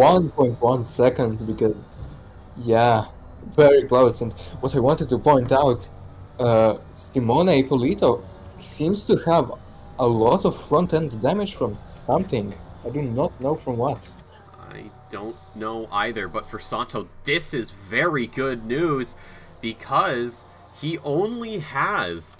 what is the point? He's got 15 points to Moreno, and he's under 1.5 seconds. So if Santo can get around and stay around for the rest of this race, he could take the lead in the championship, which would be massive going into Zandvoort. However, there would still be 2 more rounds after that, but for Pierre Moreno, that little incident with Cairns is not what he wanted. He lost so much time. I don't know what the gap was prior to that, but it has fallen just about a second. We'll see what it looks like. It's gone under 1 second. Santo, blood is in the water, and this man is hungry, and he's going to be doing everything he can to close that gap. He knows passively he has the pace, but if I know Santo, I think he's going to want to do it in a little bit more, how we say, aggressive, offensive try. We'll see about that. 14 seconds is what the gap was between Moreno and Santo. And I was about to call your attention to that, because that is very impressive. It is now down to half a second after that spin, that incident, that crash. Now, Moreno is lucky that his car is still very drivable, but as you can see, he is quickly bleeding time to Santo. And I think Santo is not gonna have much of an issue getting past Moreno, because you can see even before the crash, Santo had quite the straight line speed advantage over Moreno. We're seeing some very, very different setups between Moreno and Santo. Moreno is very downforce focused. You could see in qualifying, actually, Moreno had 3.5 tenths over Santo in Sector 2 over the mountain section. And yet Santo had 3 tenths over Moreno in the final sector, which is mostly the Conrad Straits. But now Santo is able to stay on the back of Moreno without a problem over the mountain section. Losing a little bit through McPhillamy Park. Gonna have to be careful going down the downhill section. And then if he is, I'd say, within half a second coming out of the forest elbow, he is gonna have that move done. Well, let's see. Let's see what happens as we head down. That gap pretty significant. It was about 3 tenths as we were going up through the mountain section, and as we come out, Santo, long way back, surprisingly.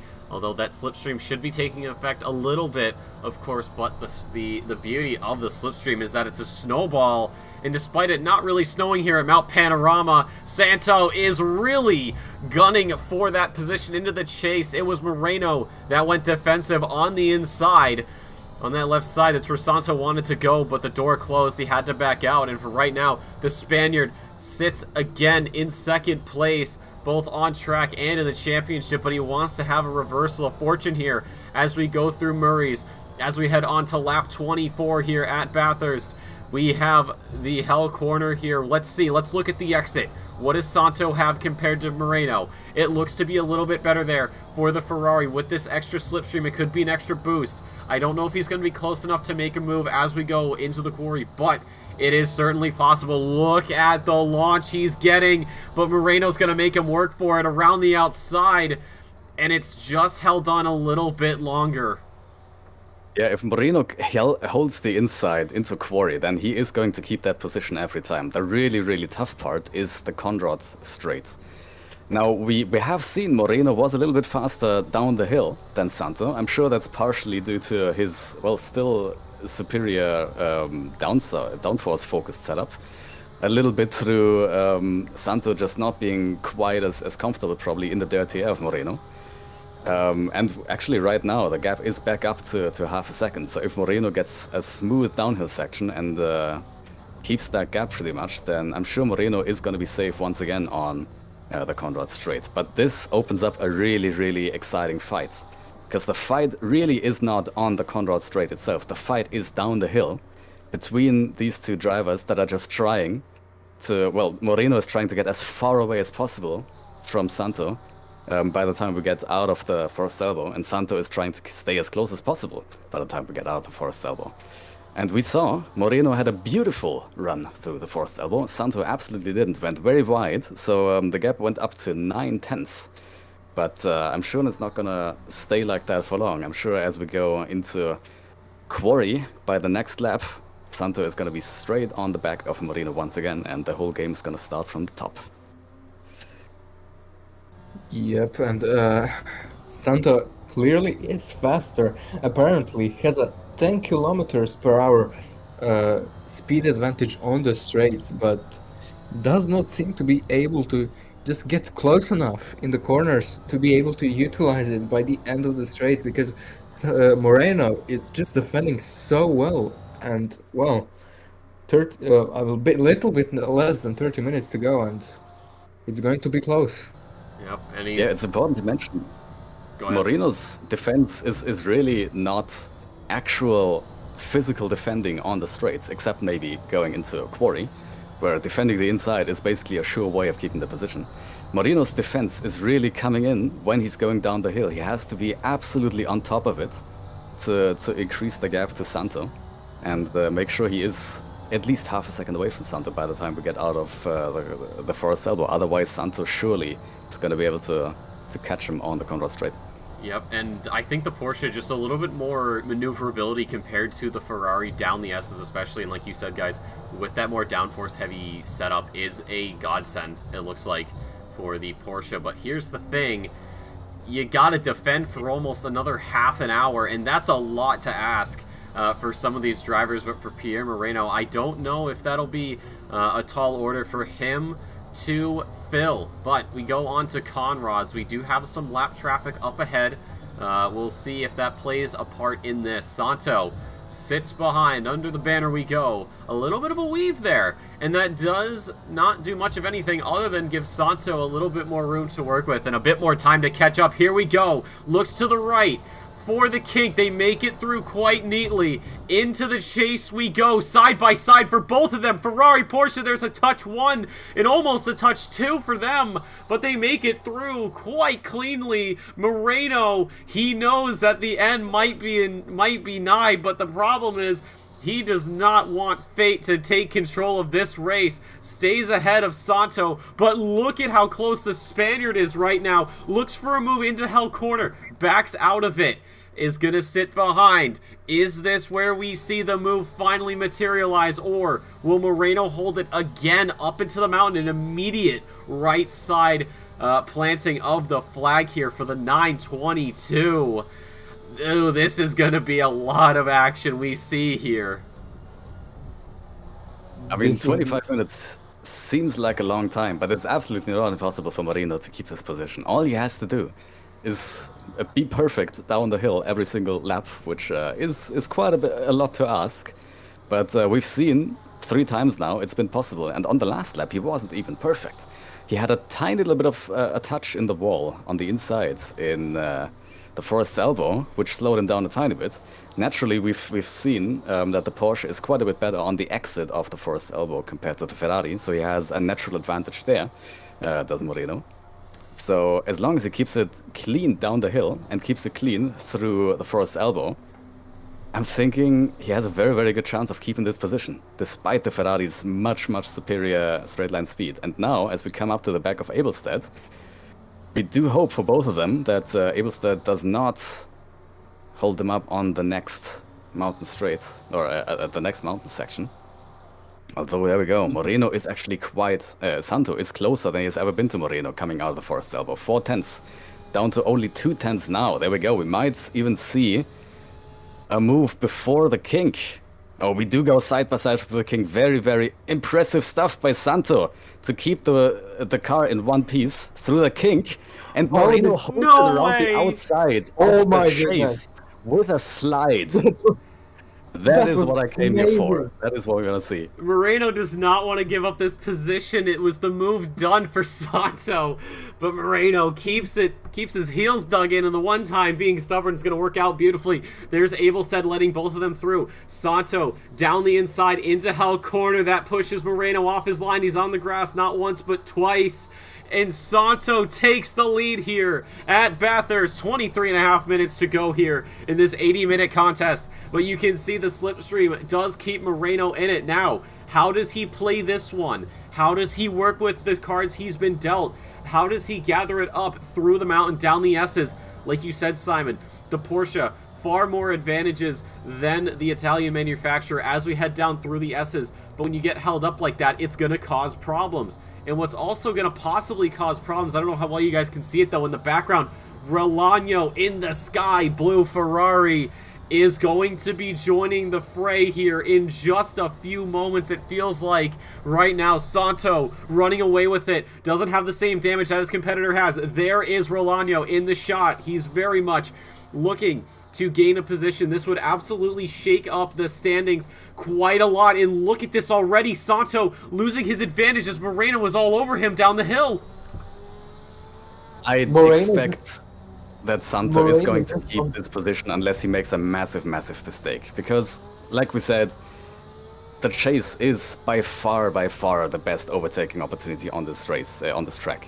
And even if Moreno can stay close to Santo through the mountain section, as we can see, Santo is so superior in top line, in top speed on the mountain straight or the Conrad straight. So with all the damage and with the more downforce focused setup that Moreno is carrying, there's just no way Moreno is even in the slipstream able to catch Santo. But the race has blown up despite that. Relano is coming into the fray. He is held up behind Power and Abelstedt, but even then we have a battle between Power and Abelstedt. Because we've just seen the battle between P1 and P2. Right behind them we have the battle between P13 and P14. So we have enough to watch. Yeah, we do indeed have enough to watch, and not only Rolano, Simone Ippolito has also closed the gap a little bit, so we might just see a 3-way battle for P2 right here. There we go, Abelstedt has let Relano through. Very, very courteous of him, but might also be a tactic as the car that is trying to go for a position. If a faster car shows up behind you that you have to let through, sometimes letting it through and then letting that car loose onto your opponent can give you a little advantage in that battle. Yep, a mistake. Charles just called it out. I saw it too. It was, I don't know what happened. I think Santo might have just had a little bit of a wiggle there, and that brings Moreno in. But the problem is he can't get around. There wasn't enough pace. There wasn't enough space as well. Rolano, where is he at? All right, he's got to get around Dean Power. So if he gets around Dean Power, he's got clean air until Moreno. And Ippolito is a long way back. I don't know if he'll be in this battle like you predicted. However, I will not discount or discredit a possible three-way fight for the top spot. Yeah, exactly. And, well, Santos just holding on to that position just because of straight line speed, it seems like. And, wow, it's going to be an interesting battle. Right now, this is Santos' race to lose. He is quite comfortable there in the lead. Well, from a pragmatic point, if we look at, I don't know, into his head, I'm not sure how comfortable he is, but really, if he does not make any major mistakes, then it's almost impossible for Moreno to go back past Santo. Now, Relano has gotten past Power as well, so he is now let loose. Into free air to, yep, there we go. He is now let loose into free air to catch the back of Moreno as well. I'm sure Relano, like Santom, is not going to have a very tough time getting past Moreno, because in that Ferrari as well, he is going to be similarly fast on the straight to Santo. So we might see a very, very similar story to what we saw earlier between Santo and Moreno.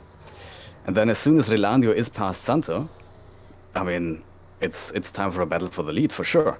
Because we can see Moreno or Santo is not really getting away from Moreno. I'm not sure if Santo is that comfortable in the lead with a very, very fast Porsche still behind him. You know what it might be? It might just be team orders between Santo and Relano. Because earlier on in the race, we saw Relano get letting past Santo. But what if Moreno. Santo is intentionally not going quicker to hold up Moreno? I was thinking sure this. I was thinking the same thing there. I was thinking the exact same thing, Charles. What if Santo just holds up Moreno somehow? I mean, obviously there's damage there. It doesn't really matter. But if he was holding up, that would be quite the tactic to pull, especially this late in the race. We've had 5 seconds to give him to Power and Able Set. Those are for blue flags, of course. But you can see after that mistake from Moreno, I think the Porsche might be a little bit too damaged for him to handle. Rolano's very late on the brakes. Has to stand on it, though, at the chase to avoid adding more heartbreak to the Frenchman. But Rolano is in just a perfect position right now to get this second place. Keep in mind, Santo does have a 15-point deficit to the car behind, to that Porsche there, the 922 of Moreno. This win, if I'm not wrong, I don't think it'll put him in the lead because Moreno has fastest lap, but if Rolano gets around the Porsche, then I do believe that Santo could take the lead going into Zandvoort. It is a might, but look who is behind Dean Power now. Oh, is it quite possibly Simone Ippolito? It is. He's a long way back. There's a lot of ground he has to cover before he gets into this fight. Or no, sorry, I was looking at Abelstead. Abelstead into the wall, it looks like. Yeah, so Ippolito, let's take a look. Where is Dean Power? It's pretty hard to miss. Oh, actually, through here, the BP Ultimate sign, you can miss that Porsche. It kind of blends in. But as we come out over the top, all right, looks like he's lost a little bit of time, but that's okay. He can catch up. He's got to be careful, though. God, he's pushing so hard. I think he knows that there's possible podium finish there on the plate. Where is Santo? He's a long way gone. 2.9 seconds is the gap right now. Omar Rolano looking to do what him and Santo did last week in the BMWs here at, he wants to do it again here at Bathurst. And Ippolito, we could have all Ferraris on the podium and a Ferrari 1-2, something that, Ferrari hasn't had happen in Formula 1 this season, but at least they can have it here in the Simrigs Sprint Series. Look at Rolano. He's got the slipstream. He's got the pace. He's got the inside line into the kink, but has to back out. Does he go for a late move into the chase? No, he doesn't. Yes, he does. No, he doesn't. He decides better of it. But Rolano, he's showing his hand. And the problem is, he's rocking with kings and queens, and there might be an ace up there. Moreno got the short end of the deal. He's got a couple 6s and maybe some 7s, but there's not enough 7s to be lucky. Although a late or a missed break point from Rolano opens up a bit of breathing room. Would you like to guess how much faster Ippolito was compared to Rolano on the last lap? How much he caught? I don't want to know. I don't know. A full second. Oh boy. If that stays the way. Oh yeah.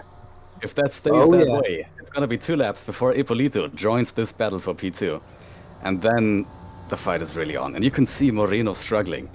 He is touching balls on top of the hill. He is now slower in the fast left-handers on top of the hill than Rolano. It's really only the downhill section and maybe the exit of the forest elbow where Moreno still has a bit of an advantage. Yeah, and look, Simone Ippolito is just closing so much to Dean Power now. How quickly can he catch up to that back marker? Will he lose him anytime? It's going to be very close, I think. And here's the other thing you have to worry about with blue flags. If he catches up at the wrong time, he's going to lose so much. He's going to lose so much ground. You have to pray that he gets around Dean Power before the mountain. If he gets it, say on Conrad's, great. If he gets it up towards Quarry, better. But if he gets caught behind Dean Power going into Sector 2, that is going to destroy the pace he has. It won't. I don't think it'll put him out of out of contention, but it will make it a lot harder to actually gain ground here as we come over the crest. It looks like Ippolito might catch at the right time. Rolano's later on the brakes, goes for a move on the inside, but has to back out of that one. Simone Ippolito, all eyes on you for right now, my friend. Can you catch up to Dean Power at the right time and get around, or will you have to wait until you get to Conrad's once again? It's just a matter of time before he catches up, but God, this is intense. This is, I don't think we could have predicted this. I know I said that Moreno could have won. I apologize. I, for a moment, forgot my powers. But look at the gap. 5 seconds is what we're working with. Between P2 and P4. It's insane how much Santo has gapped. That's all he needed. That damage, I think, is his blessing. So, through the mountain. Just seems to have catched Power at the wrong time. He's not as close, though. That's the beauty of it. Yes, he did catch him at a pretty unfortunate time, but the thing is, the gap is not as close as I thought it would have been. So I think for Ippolito, that's actually sort of a good thing. Because, yeah, look at the gap. He actually does have some space to work with. He's not right under the wing there of the Porsche, but he is close enough to where he can, or he's far enough away to where he is able to go a little bit crazy on the inputs and run sort of at race pace right now. Rolano really pushing it right now down the hill. He knows he doesn't have the same sort of nimbleness that Moreno has, but as we get to Conrad's, here we go. Dean Power pulls to the side. Timing. Ippolito, you have the open air to play with. There's Santo is just completely gone. We're not even worried about him. That gap is so significant. Just about 6 seconds. Rolano in the slipstream pulls to the right side. Through the kink we go. Has to lift into the chase, and Pierre Moreno loses another position, and look who's behind him already. Simone Ippolito, just about a second behind him. This is amazing. Amazing. Only 11 and a half to go. This is possible. We see Ferraris on every single step of the podium for Pierre Moreno. This is a championship changing moment here in the season. He's only 15 points ahead of Santo, but with this move, even with fastest lap, I don't think he'll be able to hold on or even be ahead or tied of Santo as we get ready for Zandvoort next week. And if he loses another position to Ippolito, he's going to have a lot of work to do to regain what he lost. Of course, the unfortunate set of happenings there because of Cairns and his little excursion, if you will, at the top of the mountain. But Pierce still holds on to fastest lap. Nobody's getting close to him. These times are running for your top 3 are still within the 2 minute and 1 second range. Even with all the damage Moreno has, he's still running pretty significant with that. Or no, it's a 201, 202, and 203. Sorry, I'm looking at fastest lap. But no, about 2. He's barely within 2 minutes 3 seconds. So Moreno, this is what was looking to be a fight solely with Santo has become just a nightmare here at Bathurst. It has indeed, but Simone Ippolito just on fire right now, and he wasn't a second quicker than Moreno. He was a second quicker than Relano. So he might just be in here for potentially the second step of the podium. Yeah, Moreno's pace is gone, but you can see he is absolutely on it right now. He is not taking any prisoners. He has no regard for his own safety anymore. You could see that in the kink on the last lap when Relano got past Moreno. Moreno could not have given Relano any less space if he tried. And that is usually how you get yourself taken out. If you squeeze the car on the inside is going to go over that bump and kill itself and then kill you in turn. Except Relano was very... Sorry, we've had Krebs off at the downhill. Another victim. Too much on the inside. Yeah. Oh, big hit there for the 27. And that is not what you want to see. I don't know how far down this is going to put him, but he is in a very dangerous spot, it looked like, as Vinogradov got through. Certainly a dangerous spot, but look at the gap between Ippolito and Moreno. It's just a matter of time before Ippolito gets past, and I think Ippolito does not want to waste any time behind that Porsche. He is going for it. I'm not so sure that there's that it's just a matter of time before Ippolito gets past. Back to Moreno's, kink. Not Moreno's kink, but the moment we had with Moreno in the kink. I mean, there was no regard for safety there. Moreno gave Relano so little space, and then somehow Relano, despite having actually a tiny little bit of a wobble in the kink, did manage to keep it safe and get past in one piece. That was not what I was expecting coming into that kink, I gotta say. So you can see Moreno has not given up his fighting spirit. Instead, it's grown to new levels. I think Ippolito is now within half a second of Moreno. He's going to be right on the back of Moreno, if not side by side with him as we go into the chase. But I think Moreno is going to give it everything he has without any regard for safety to defend his position against Ippolito. Nope, he's in a losing fight. He knows it, so might as well just do everything at all that you can possibly do, even if it means ruining your own race. He's lost so much time. Ippolito on the back already. For Santo, it's ideally just another few minutes, if you will, and he'll be home free. For Moreno, I don't know. It's going to be a monumental task. Maybe he lets Ippolito through. Krebs into the pit lane. We'll keep an eye on that. He's sitting P10 right now. He lost a spot to Uyamets. So we'll see where he comes out. There is Omar Relano there in the blue, white, and black Ferrari that just exited screen. You have Moreno and Ippolito, a very defensive line from the 922 into Quarry. Ippolito, I don't think will go for the move. No, he won't. He's going to sit behind. He knows where the pace is. He's just got to make sure Sector 2 is as good, if not better, than the Frenchman. Ippolito wants to take no risks here. You can see he lifted quite a lot on the last Conrad straight, going just before the kink even. He lifted so much before the kink to not risk going side by side with Moreno through the kink. So you can see Ippolito is playing this smart. He knows it's 4 more laps to go. He has so much more pace than Moreno.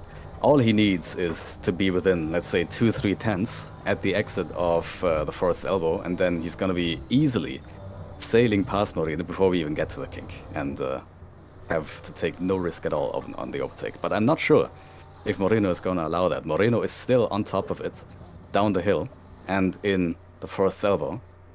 And I think we might once again have a very similar gap to last time. Yep, there we go, half a tenth. No, half a second. It's going to be the exact same story as last time.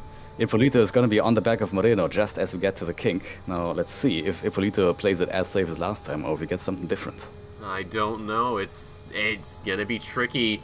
An inside line far for back. Moreno has to switch to the outside into the chase. Slightly later, braking onto the grass. Does go Oh, the my goodness. 140 of Ippolito. Both of these guys are giving it their all here right at the end, and neither of them wants to give up a position.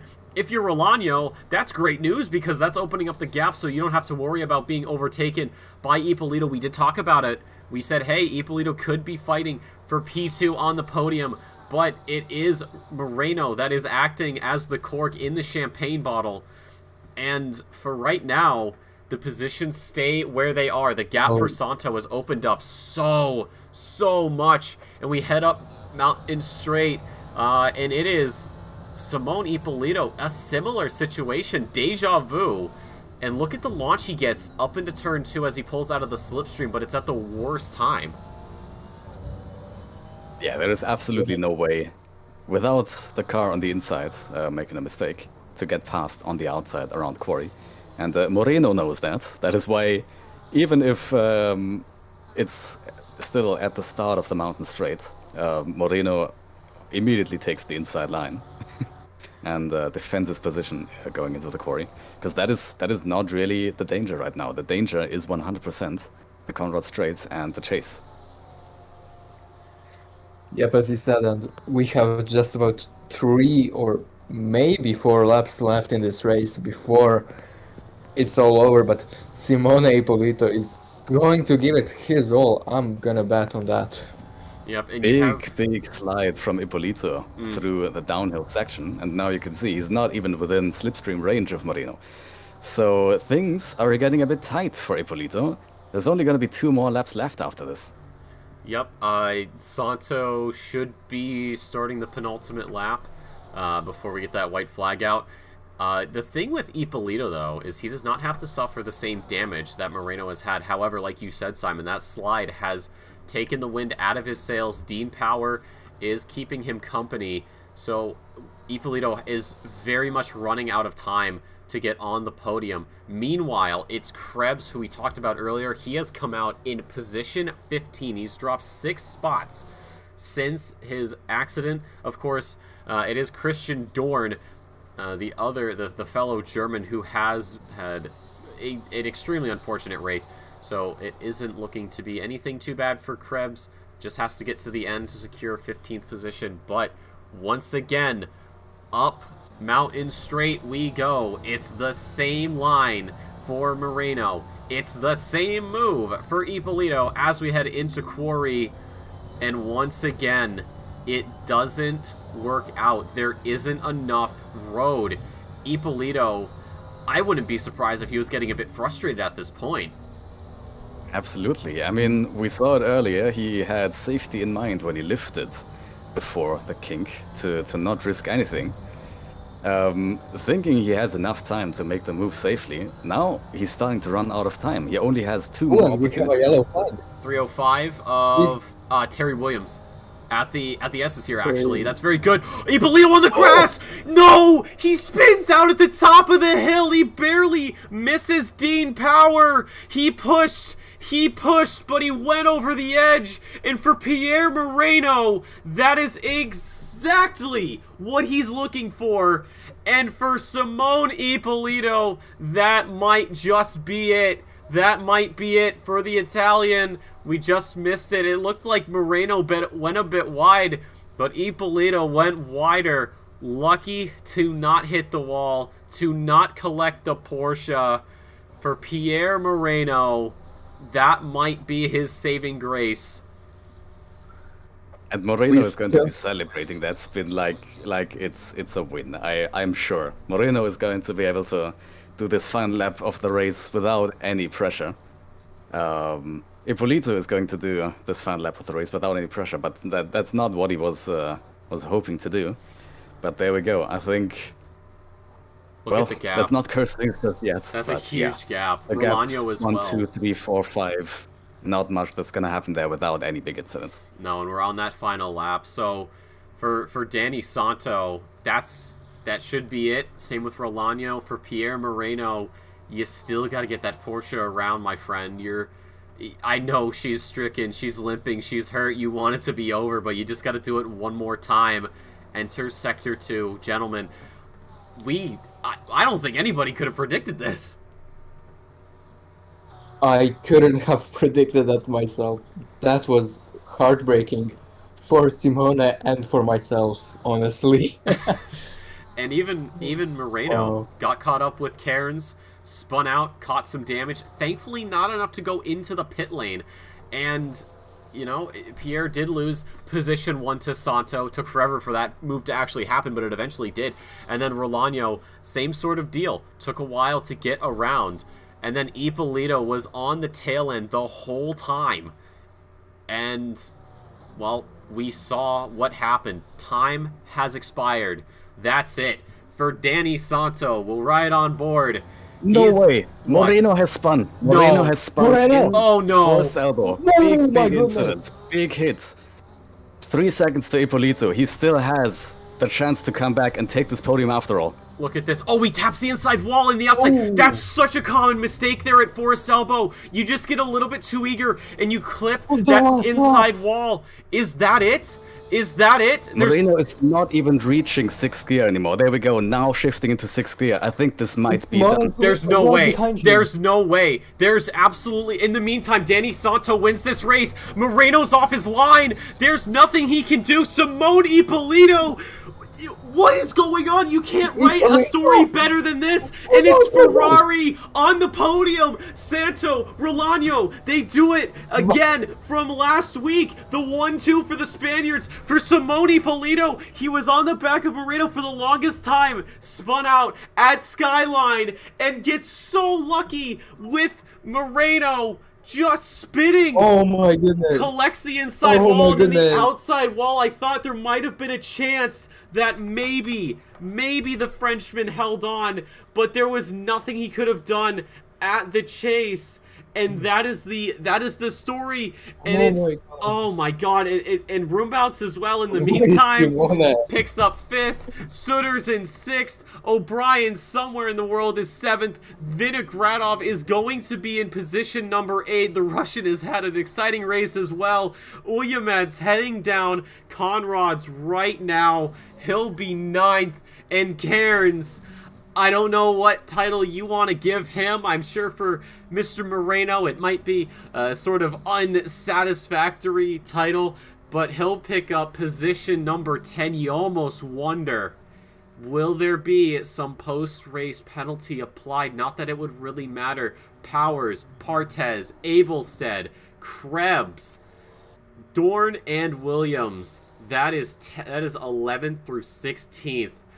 Oh my god, this race has thrown not only itself on its head, but the entire championship on its head. It has thrown me on my head. Oh my goodness. What just happened? I have no idea at all. Moreno, What? He was doing a great job just handling the damage, stopping the bleeding, but it was just too much right at the end. I don't know if maybe the car hopped a little bit or had a bit of a different exit than he was expecting, a little bit more rotation out of one of those S's. But he went just a little too far right, went left, went right again, and that's what happens at Mount Panorama. You know what it was? He just went a little bit too much to the right side, hit the wall. It happens easily with left-hand drive cars. Especially with like Porsche and BMW, let's say, you do not see that right side very well. And No. maybe with the damage, his hood was maybe just a little bit up, so he saw even less of that right side. And he was trying to, just push to the end, and it did not work out at all. It didn't. It didn't. Simon, I feel like you want to say something. I'm just sitting here and thinking that was something.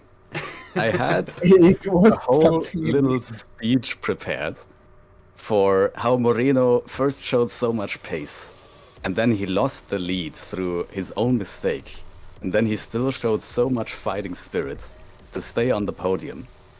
And then that speech flew right out the window when he messed up on the final lap of the race and lost the podium anyway. And I can Oh, tell yeah. you, surely that was because he knew, now I can rest easy, now I can breathe easy.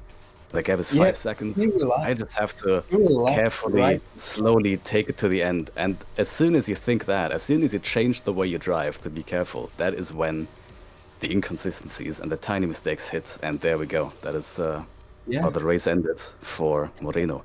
All of that Also- just to end up with a Ferrari 123. Also, here's a interesting fact. Ippolito drove the entirety of the race with 25 seconds of damage. Wow, that's What? impressive. And he was still on the back end of Moreno. Yeah. For what? How many laps Yeah. was it? Like 6, 7, 8 laps? Yeah.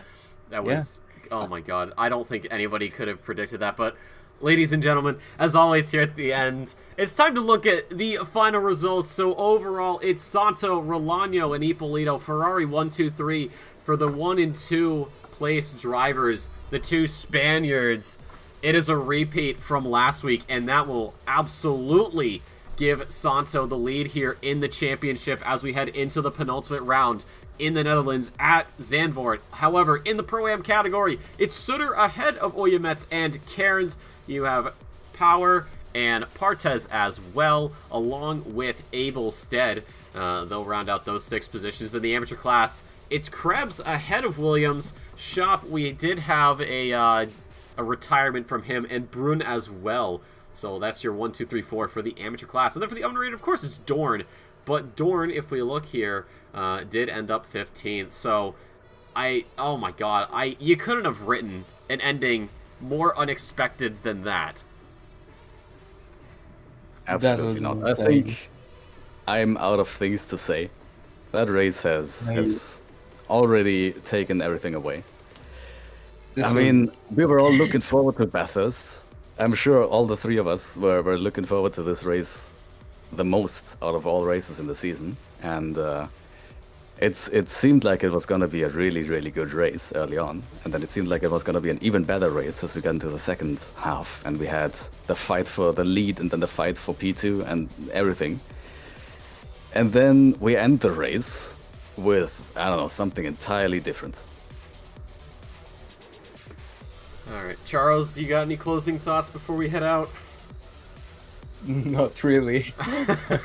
Oh, I'm also. This was just insane. Oh my god, this is the thing about motorsport, never over until it's over. Ladies and gentlemen, of course, one final quick shout out and thank you to Simrigs for sponsoring another season here of the Sprint Series out of Melbourne. They've got all of Australia and New Zealand covered with some of the best sim racing equipment money can buy and that anybody can get their hands on. If you're like me and Charles and Simon and a lot of our drivers here in EU and you happen to live outside of those borders, well, if you send them an email, they'd be more than happy to do some business with you. And of course, our Patreon members do get 5% off their in-store purchases. Sim racing equipment ain't cheap, and that little code is going to make the blow, well, not quite soft, but a bit softer than it would be otherwise. So thank you again to Simrigs for sponsoring yet another season here of the Sprint Series. But gentlemen, that is it for us here. Great job on both of your fronts. Of course, great job to the drivers. We are going to be back next week for a round at Zandvoort, and we'll see how the championship plays out. Santo leading this one. Can he hold on for yet another round as we get ready to go into those final 2 races of the season? But, ladies and gentlemen, that is going to do it for us here tonight. On behalf of myself, Simon, Charles, and everybody here at the OOR, I'd like to thank you so much for stopping by. I hope you enjoyed your stay. Nobody could have predicted this race. But until next week, as always, ladies and gentlemen, stay safe, stay beautiful, and we'll see you next time.